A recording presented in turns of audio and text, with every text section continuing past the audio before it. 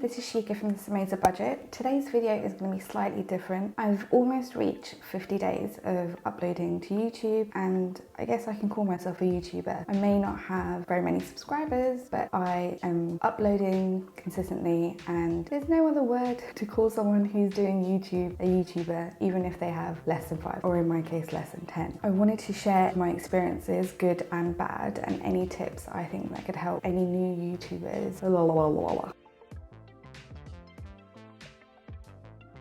So the purpose of today's video is it's like a YouTube diary for me, but also to help anyone who's thinking about starting a channel but hasn't plugged up all the courage yet, or they haven't found all the information that they need online. And I'm here to bring you my very bare bones, inexperienced experience. The last 50 days have been very, very interesting. I've learned a lot, both good and bad, and I'm here to share it with you. So let's get right into the video. Here's the first thing. My channel's name is Samosa Budget. I have been on YouTube for 47 days. When this video goes up, I'm going to round that up to 50 days. In that time, I have done 14 videos as of recording on today's date, which is the 9th of May. So my YouTube schedule is to upload twice a week, so on Monday and on a Wednesday. And I try and keep my filming days to be the weekend. When I started this YouTube journey, the lockdown in the UK had just happened, I believe, a week prior. There are many reasons why I started the channel. One was to learn a new skill, and the other is to showcase some things that I'm passionate about,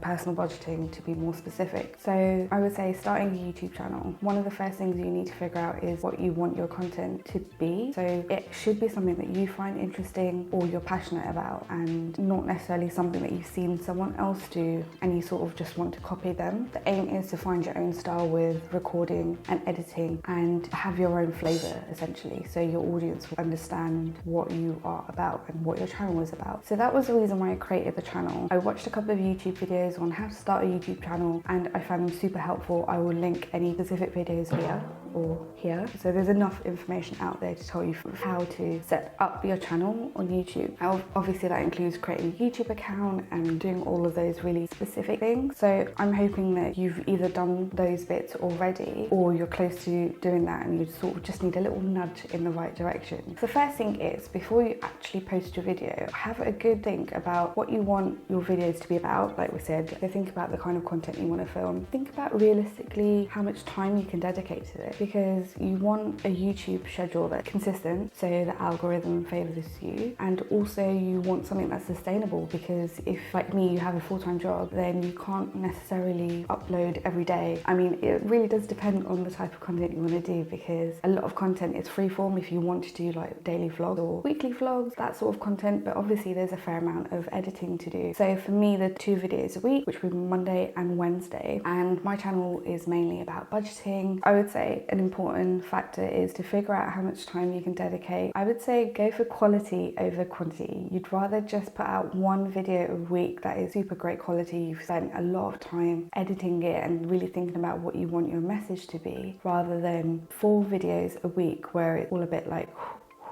all over the place. So I would say always go for quality over quantity. I've got a few notes here, which is why I keep looking down here. So we've talked about what kind of content should you be looking to create, when you're going to do all of this extra work, because it is extra work. Think about how much time you have to dedicate to this and how you can fit this into your life without it taking over your life. The last section in this bit is the how. That is specifically equipment. I started out 47 days ago using an iPhone 11 Pro. It's not a super big one, it's just a regular sized one. This is an amazing camera all round. I will put in some clips of what my old setup was versus my setup now, but essentially you don't really have to mess with the white balance. Everything is just good to go, and it's really a good option. And I would also recommend investing in a lavalier mic. So it's a little clip-on mic, you can just plug it into your smartphone. It will absolutely change the audio quality of your videos. It's like $16.98 in the UK, and I would say it's absolutely worth it to level up the quality of your videos. So I would say for equipment, start off with your smartphone, and I would invest in one of these at some point, but if you can't, then that's fine. The audio on this is actually quite good. You just have to make sure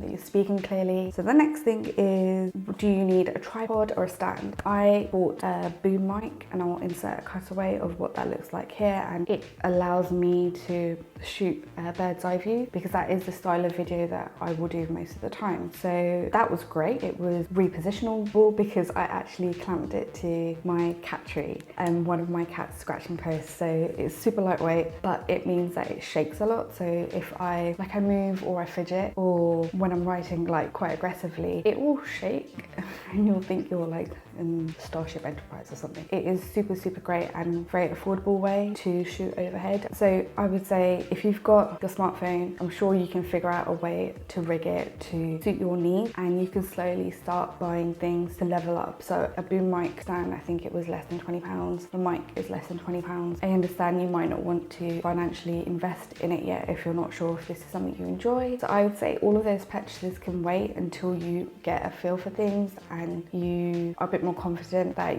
this is something that you want to do going forward. Like, even if it's not something you want to do as your full-time job, which is fine, like it's totally fine to do that, you can just do YouTube because you enjoy it, then I would say at some point then level up. And don't be afraid to level up, it will pay off in your videos. We spoke about smartphone for filming, the mic to level up your audio, a boom mic stand or a tripod to get the angles that you want. I would say the next thing, and I don't think I said this in order of importance, but the next one, big one, is lighting. You want to make sure your subject area is well lit, so whether that's yourself or whether it's a piece of artwork that you're drawing. That might not always be appropriate if you're doing, say, gaming videos where you're just working off screen recordings and you're not really showing your face, or you're not showing anything in person and you're just doing a voiceover. In which case, if you're a gamer or you'd like to do gaming videos, I would say get the mic so you have the best quality of audio, because you already have really good visuals there because you're using an actual screen recording of whatever game you're playing. And the next thing you'll need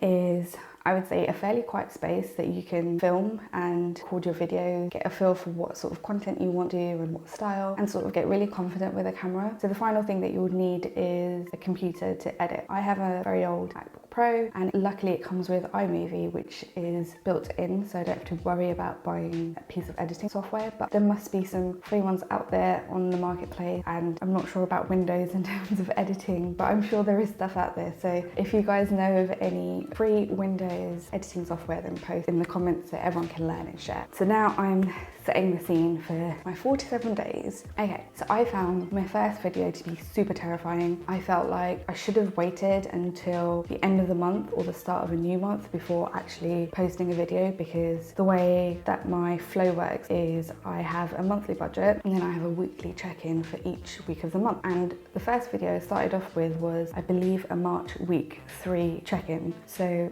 it's mid-month, people don't know what your numbers are, people don't really know your flow, so it's understandably hard to get a grip of what your video is trying to tell everyone, and you feel like you need to do loads of videos to explain your one video that you're trying to just get out onto YouTube. And I just wanted to say that feeling is very much normal, that feeling that you need to have at least 10 videos out and to have links to all of your videos all ready to go, and that feeling is still there every time I do a video. But when you first start, just start. There is nothing that should stop you from starting. If you have all of the basic equipment, you've put in the time and you've put in the thought, I would say just start.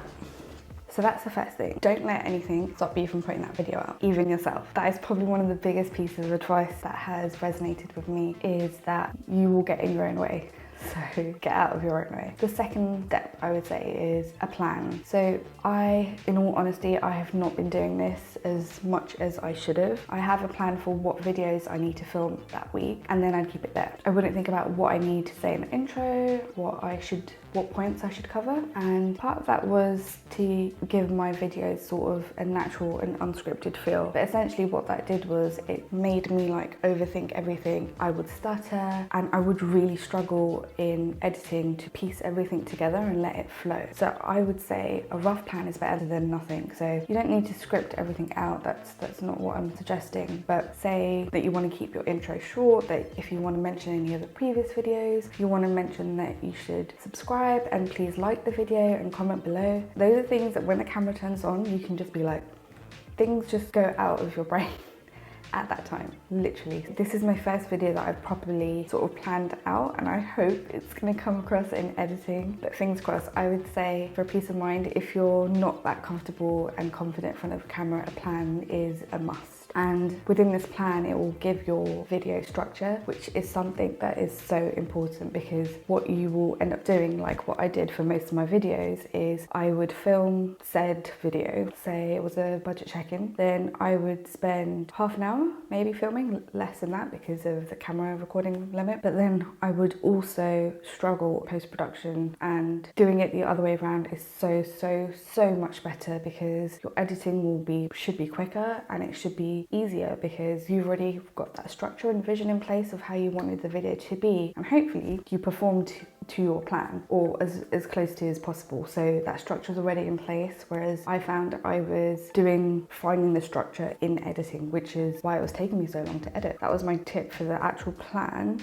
So I've written here, rough structure means the flow of your video is established before filming, and that is super important. The next part is filming. So I would say, so make sure you've got all of your props, your bits all like to hand, so you're not sort of scraping and making like funny noises, and you're not having to then go downstairs because you forgot a pair of scissors, or you need whiteout or whatever. So make sure everything is to hand. That will save you time, and make sure you have good lighting. So right now most of my videos are in front of a window. This is my first video where my face is on YouTube, so it shall be interesting. It was annoying because the sun's already moved to the front of the house and I film at the back, which is fine for overhead filming, but not necessarily for face filming.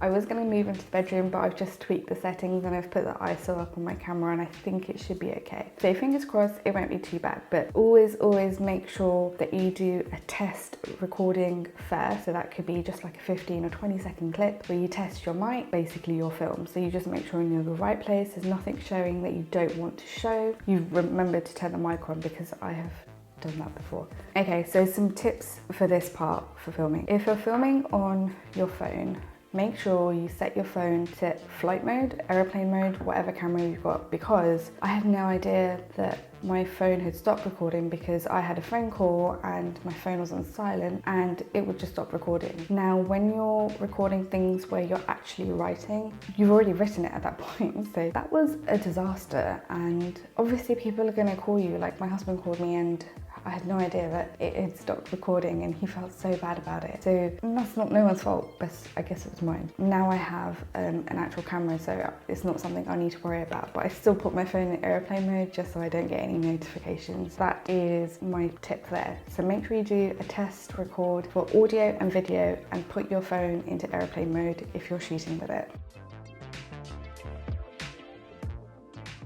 So I hope you enjoyed this. This is my 50 days as a YouTuber, and give me a like if you enjoyed it and subscribe if you want to see more content. See you later. Bye.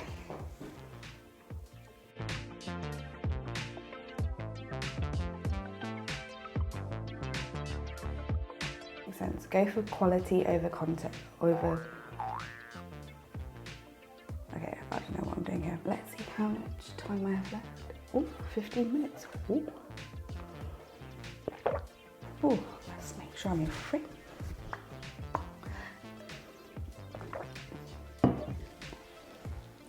Okay, we are pausing here.